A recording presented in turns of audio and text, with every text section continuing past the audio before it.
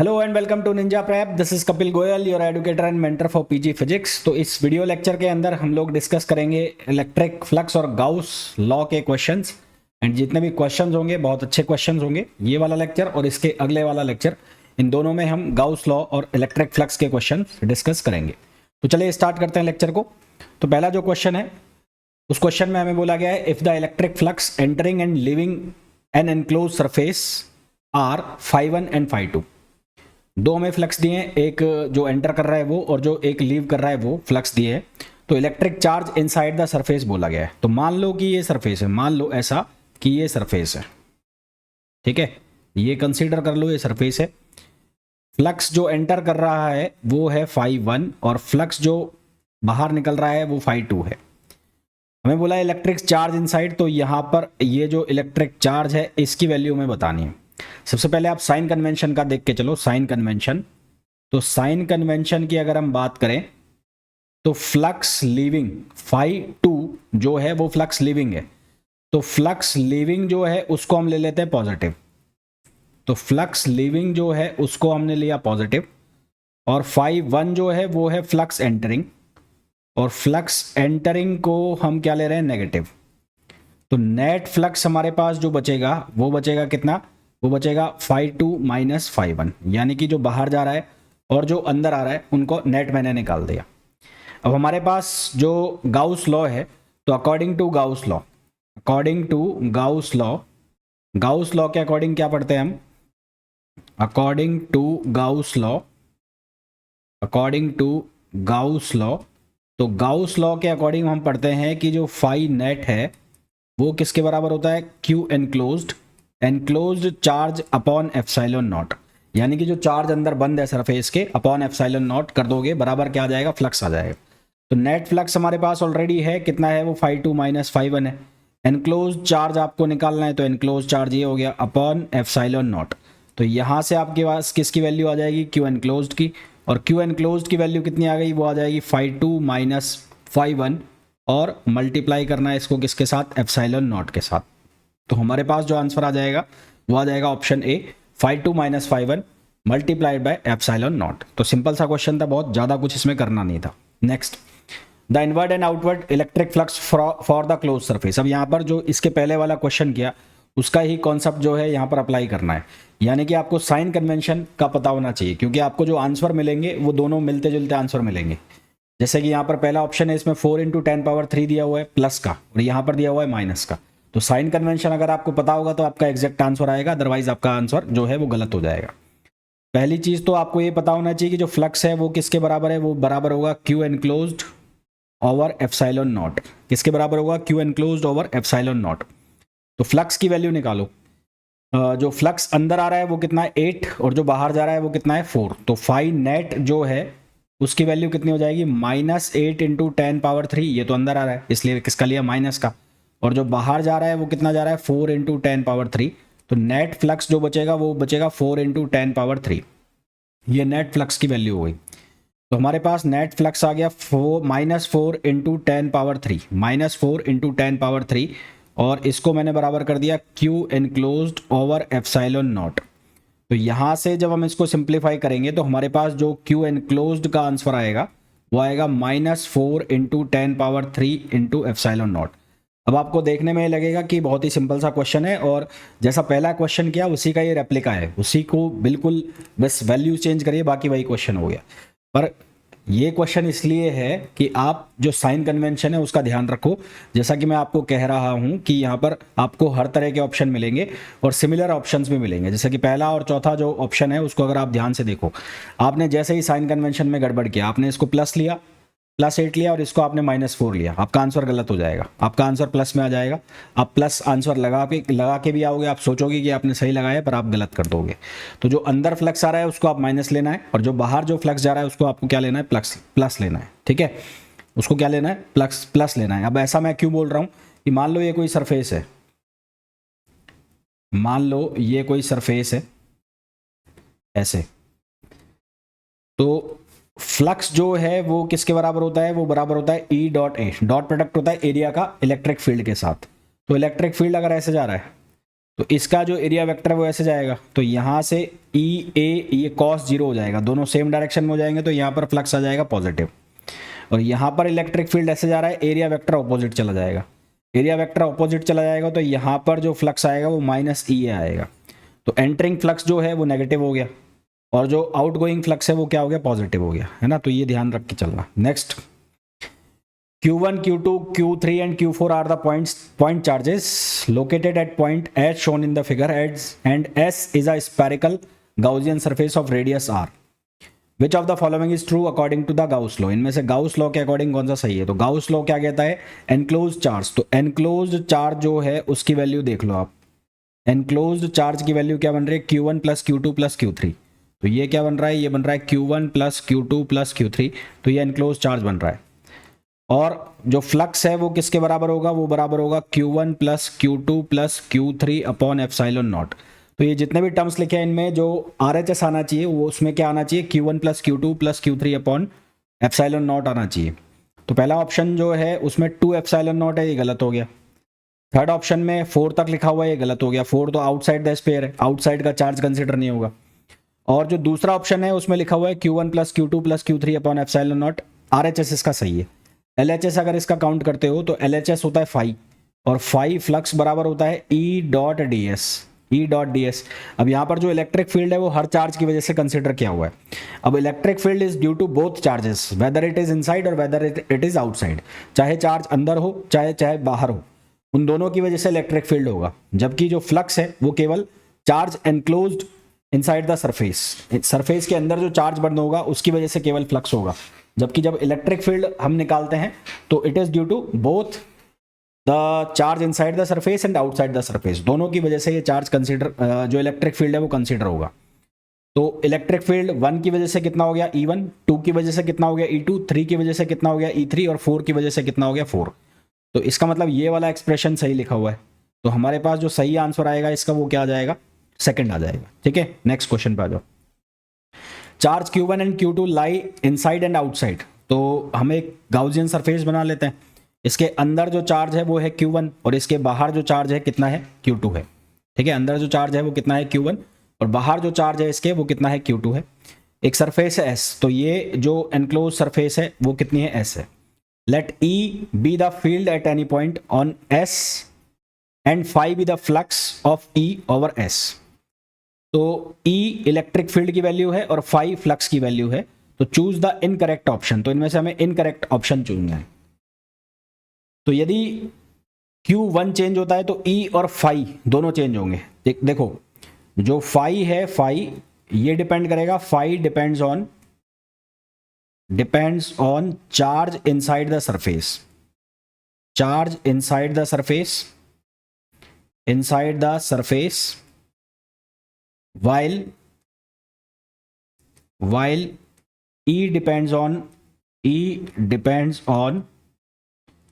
both charges का मतलब है कि वो बाहर वाले चार्ज और अंदर वाले चार्ज दोनों पर डिपेंड करेगा।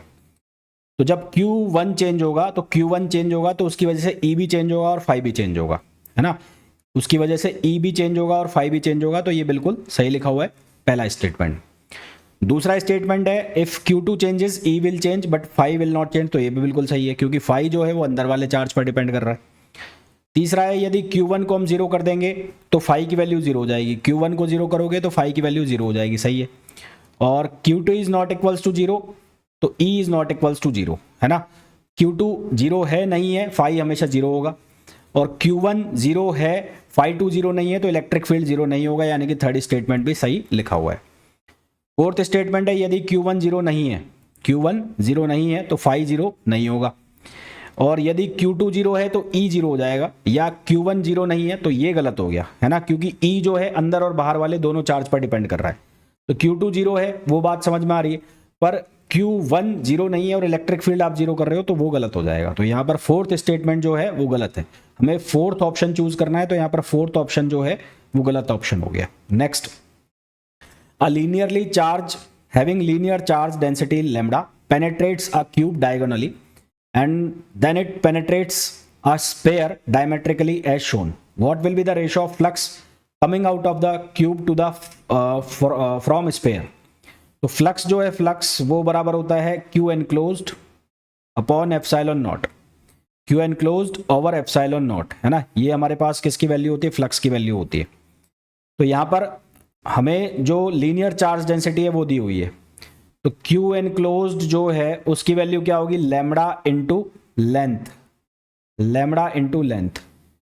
तो अगर मैं क्यूब की बात करूं तो क्यूब के लिए ये लेंथ चाहिए। अब क्यूब की जो साइड है वो दे रखी है ए, तो ये वाली जो लेंथ आएगी, ये वाली लेंथ कितनी आएगी, a√3। क्यूब का जो डायगोनल है वो कितना होगा, a√3। इसी तरह से जो स्पेयर है उसके लिए ये किसके बराबर होगी, डायमीटर के बराबर, तो ये लेंथ कितनी आ जाएगी, 2a। तो क्यू एनक्लोज्ड फॉर क्यूब, तो क्यूब के लिए क्यू एनक्लोज्ड की वैल्यू कितनी होगी, लैम्बडा इंटू a√3। और इसी तरह से क्यू एनक्लोज्ड स्पेयर के लिए क्या वैल्यू होगी, स्पेयर के लिए होगी लैम्बडा इंटू 2a, ठीक है, लैम्बडा इंटू 2a। तो अब आपको निकालनी है किसकी वैल्यू, φ1 और φ2 की, तो रेशो निकालना है इनका।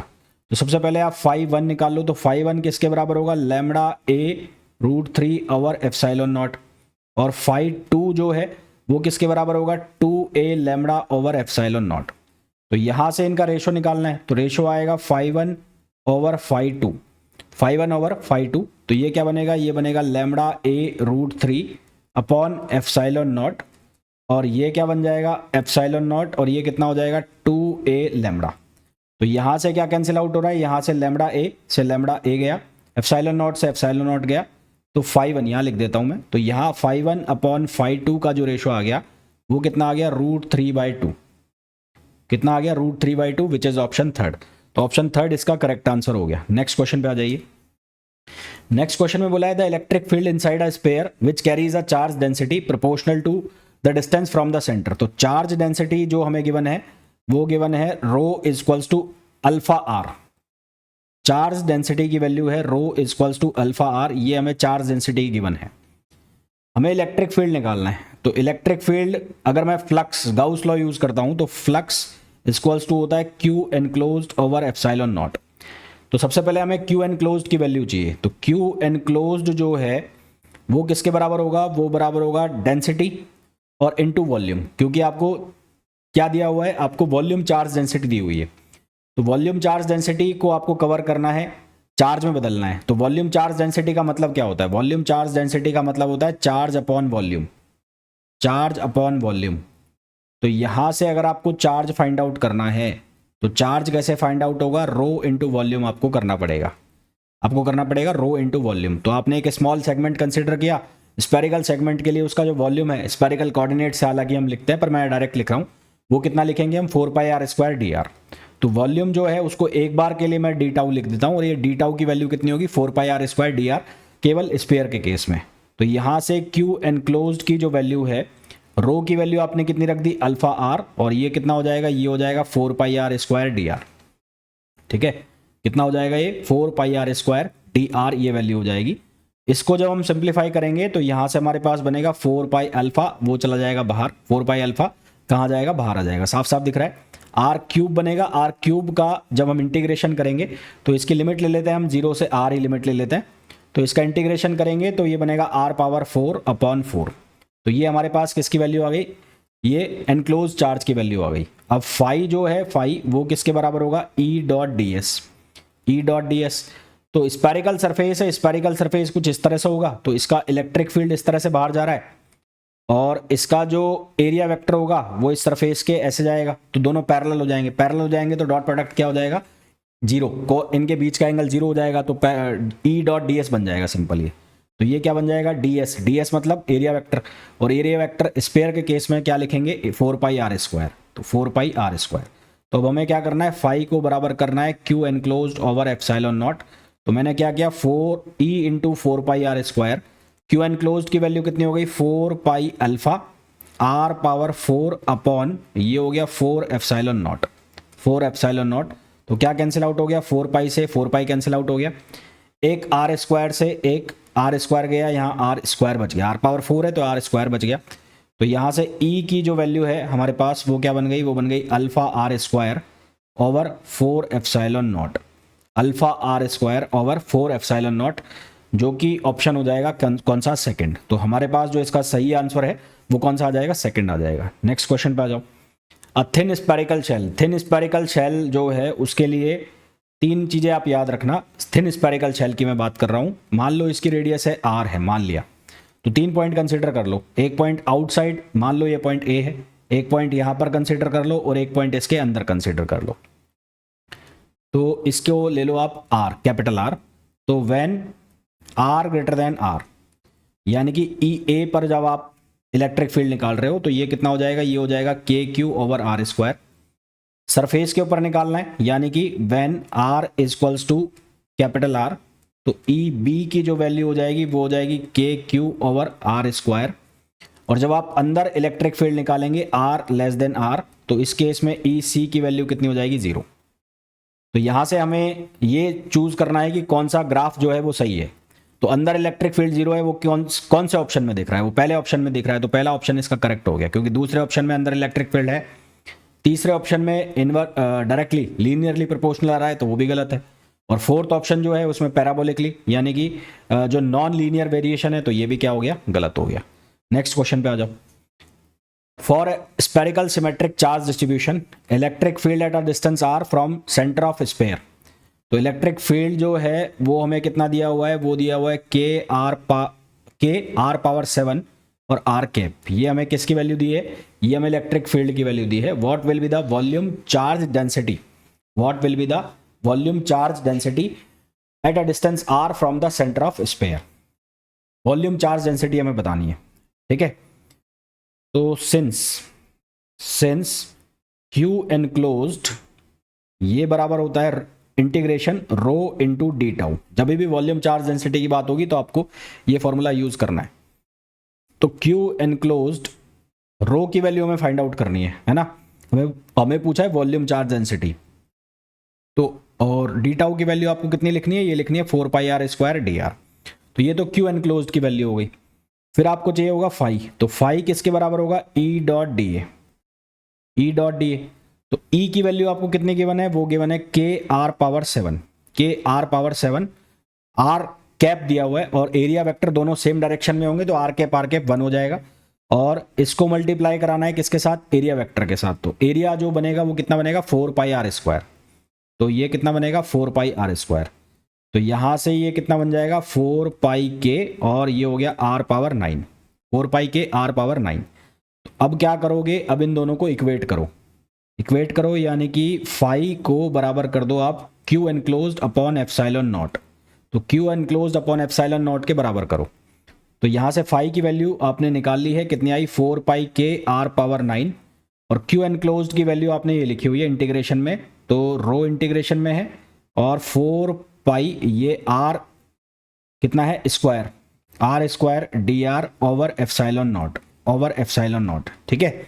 तो यहां से क्या कैंसिल आउट हो रहा है, देखो कट क्या कह रहा है, यहां से 4 पाई से 4 पाई कट गया, 4 पाई से 4 पाई कट गया यहां पर।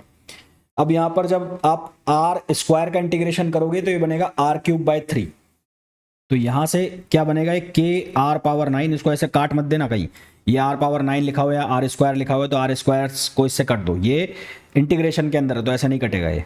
तो ये रो बाहर है, और आर स्क्वायर का इंटीग्रेशन करोगे तो आर क्यूब बाय 3 बन जाएगा। तो ये बन गया R cube upon 3 epsilon naught. अब इसको आप काट सकते हो, तो अब आप इसको काट सकते हो, तो रो की वैल्यू कितनी बनेगी, ये आर पावर 6 बन जाएगा यहाँ पर, तो ये बनेगा 3 के एप्सिलॉन नॉट आर पावर 6। तो ये वैल्यू कितनी आ जाएगी, 3 के एप्सिलॉन नॉट आर पावर 6, जो कि ऑप्शन हो जाएगा कौन सा, ऑप्शन ए। नेक्स्ट क्वेश्चन पे आ जाओ।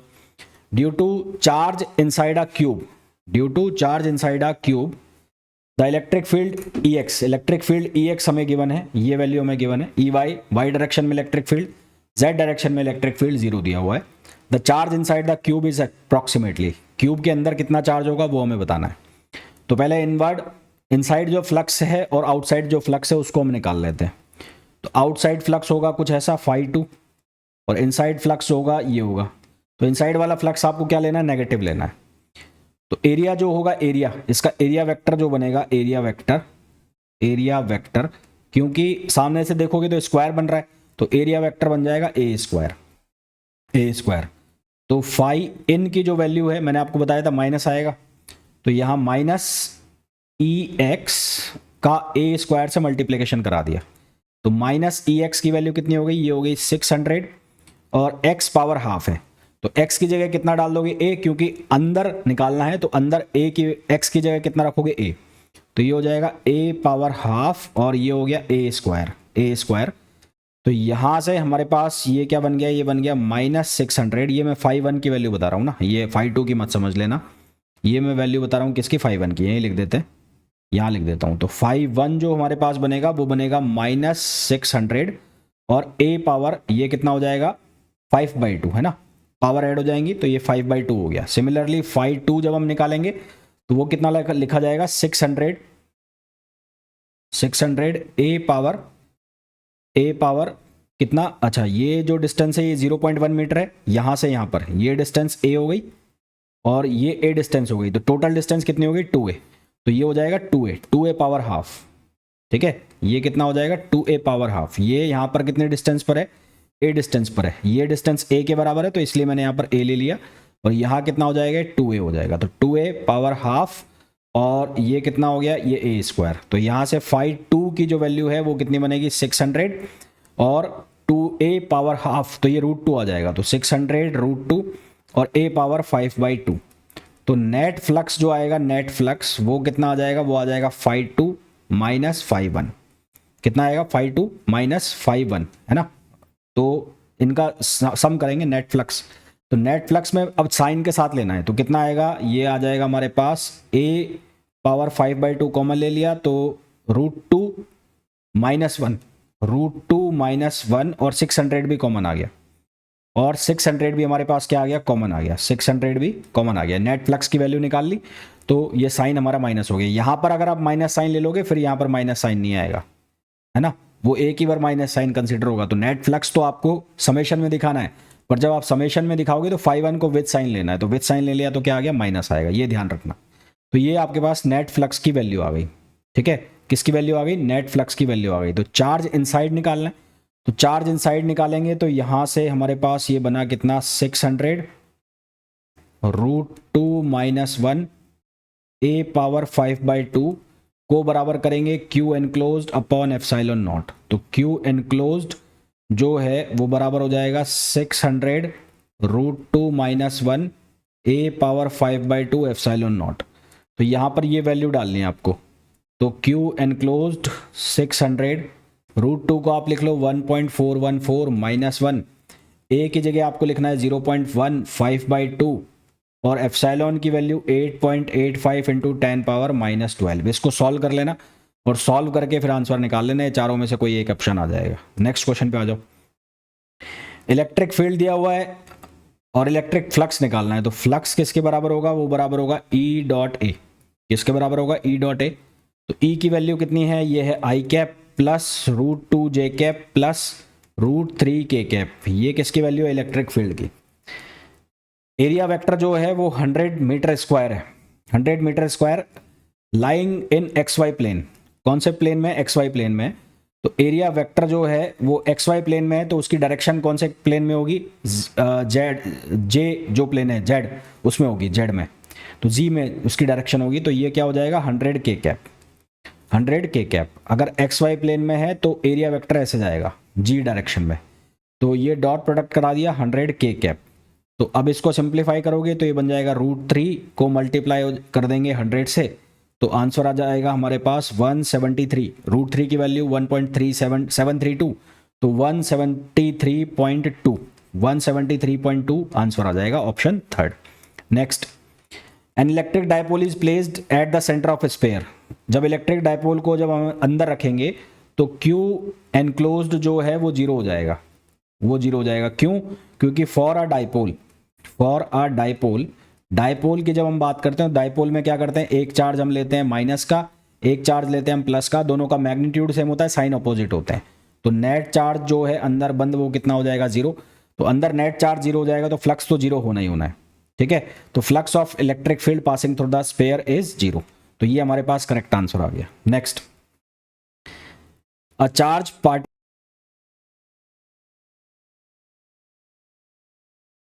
देखो इस क्वेश्चन में क्या दिया है, charge particle Q is placed at centre O of cube of length L A B C D E F G H. Another same charge Q is placed at a distance L from center L from O. Then the electric flux through A B C D. तो पहले इस charge की वजह से यहां पर flux निकाल लो यहां पर। तो फाई नेट जो है इस चार्ज की वजह से वो कितना होगा Q ओवर एप्सिलॉन नॉट। मैं इस चार्ज की बात कर रहा हूं पहले। तो phi A B C D इसकी वजह से कितना होगा, टोटल 6 सरफेस है तो एक सरफेस से कितना हो जाएगा 6 एप्सिलॉन नॉट। कितना हो जाएगा 6 एप्सिलॉन नॉट। अब दोनों के बीच की डिस्टेंस L है तो ये डिस्टेंस कितनी हो गई यहाँ से L/2 और ये डिस्टेंस भी कितनी हो गई L/2। तो ABCD से नेट फ्लक्स बताना है। तो जितना फ्लक्स इस चार्ज की वजह से यहाँ से जा रहा होगा उतना ही फ्लक्स इस चार्ज की वजह से यहाँ आ रहा होगा, क्योंकि यहाँ पर अगर हम सिमेट्रिक इमेज बना दें, यहाँ पर एक और क्यूब बना दूं ऐसे में, तो ये भी क्यूब के अंदर आ जाएगा और क्यूब के अंदर आ जाएगा तो जितना फ्लक्स ये प्रोड्यूस कर रहा है उतना ये प्रोड्यूस करेगा, पर दोनों की डायरेक्शन क्या हो जाएगी, अपोजिट। तो दूसरे अगर इसकी मैं Q1 बोल देता हूँ और इसको मैं Q2 बोल देता हूँ तो फाई ABCD वो कितना आ जाएगा, वो आ जाएगा -Q2/6 एप्सिलॉन नॉट। तो फाई ABCD की जो वैल्यू बनेगी वो कितनी बन जाएगी, Q1 - Q2/6 एप्सिलॉन नॉट। अब Q1 यहाँ पर किसके बराबर है, Q2 के, तो ये वैल्यू कितनी हो जाएगी 0। तो फ्लक्स की वैल्यू कितनी हो जाएगी, 0 हो जाएगी। ठीक है, तो आई होप जितने भी क्वेश्चंस मैंने बताए हैं वो बहुत अच्छे से समझ आ गए होंगे। मिलते हैं नेक्स्ट वीडियो में, till then thank you, bye bye.